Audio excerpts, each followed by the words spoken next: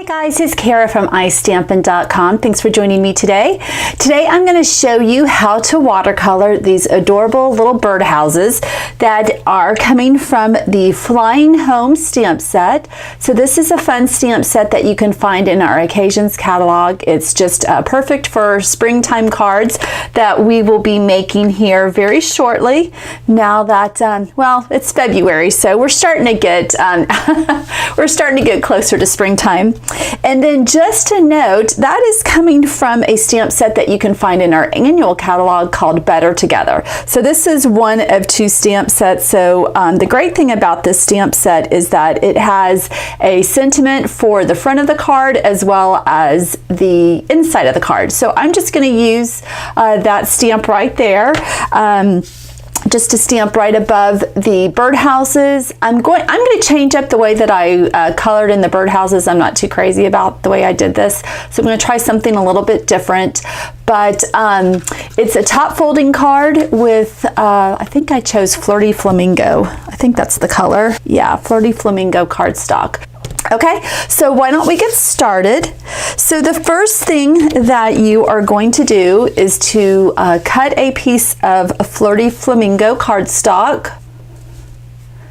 And this just measures 11 by 4 1/4, and we're going to score that at 5 1/2. So you'll want to get your Simply Scored scoring tool, and let's just score that 5 1/2, like I said. That makes a top folding card, which is kind of fun to have cards that fold in different directions.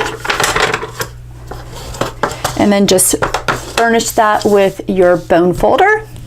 The next thing you will do is to grab a piece of Sahara Sand cardstock, and what I have done is cut this down to 3 5/8 by 4 7/8. And as a reminder, you can head on over to iStampin.com. You can download the project inspiration sheet. It will give you all of the supplies that I've used and just some very basic instructions on how to put this card together. Then the next thing that you're going to do is to cut a piece of watercolor paper. Now I've already got it here in my my mini Misty, so I will have my Stamparatus later this month, so you won't be seeing this little tool much longer. But I've cut my watercolor paper to 3 1/4 by 4 3/4, and so that's what we're going to use to do our watercoloring. The other thing that you're just going to want to grab are your watercolor pencils, your aqua painter, and then for the ink, I am going to be using our Memento Tuxedo black ink, because with the watercoloring, you want to make sure that you use an ink that will not run. So let's go ahead. I think that's all the supplies that you will need. So let's go ahead and stamp. Whoops, just throwing this around all over the place. Ink this up.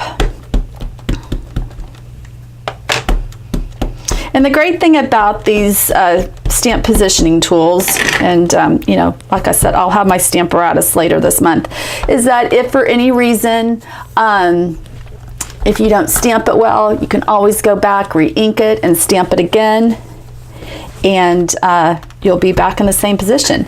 Now, just to let you know, the watercolor paper has like an orange peel texture to it. So when you do stamp, you will get some impressions. It's not going to be like a perfect impression like if you're just stamping on, say, Whisper White. So that is not unusual, and don't think that you did anything wrong.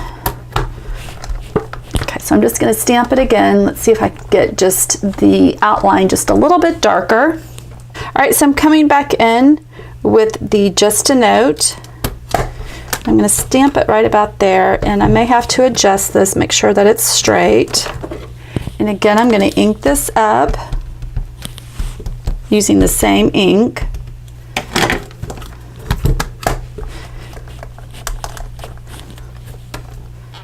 Okay, and I'm just going to do it one more time just to really darken it.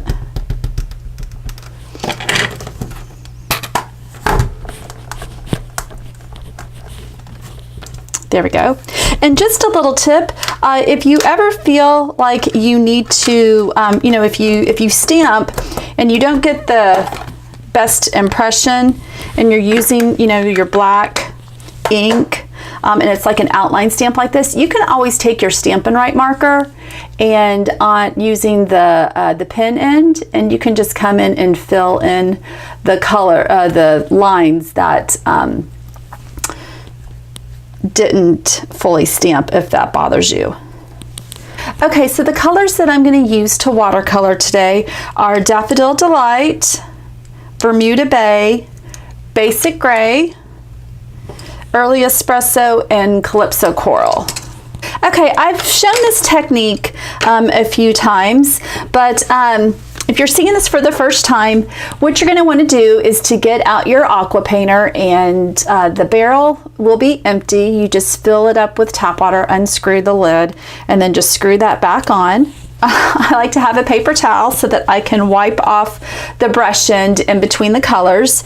And really, the thing about using the watercolor pencils is you don't have to color in the full image. So you just kind of color in certain areas where you think, you know, maybe the shading will be a little bit darker, and then you use the aqua painter brush to spread the ink, and then you can always go back in and color in if you need to. So I'm just going to color in all of the images first and then go back in with the aqua painter to spread the ink.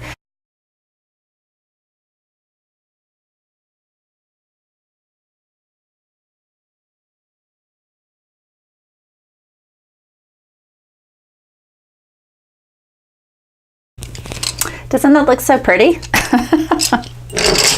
All right, so now what I'm going to do is come in with my aqua painter, and I'm going to just gently try to stay in the lines as much as possible, and just spread the ink around, and then we'll see what it looks like when it's all finished, and I promise it will look a lot better than this. All right, so what you want to do is I just like to squeeze the barrel until I see a couple of drops come out, and I just wipe that on my paper towel. The other great thing is that, and you'll see that this is stained, but it's running, there's no color coming out on that. The other thing is that if you get too much water on your brush, just wipe it off on the paper towel, and you can control the amount of water coming out of your brush that way.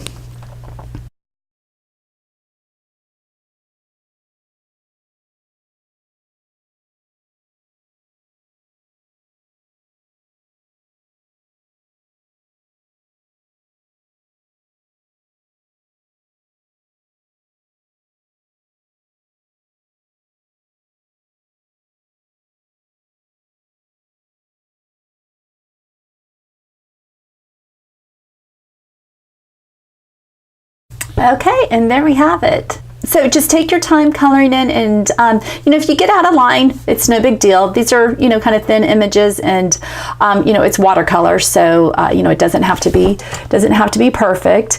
But just a lot of fun, just really relaxing, and can just do a lot of fun things with watercolor pencils. Okay, so the next thing we're going to do is to mount this onto our Sahara Sand note card. I am going to use, got these extra foam adhesive strips, so I am just going to use those to put on the back side of the card. Whoops, take the backing paper off. Okay, and that's just going to go centered onto the Sahara Sand, just like so. And then let's go ahead and bring in our card panel, and then from here we will just use snail,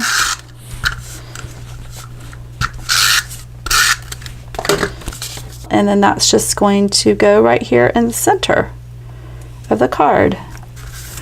So the Flirty Flamingo, whoops, I kind of have that off center. The Flirty Flamingo kind of makes a frame. That's kind of the look that I was going for.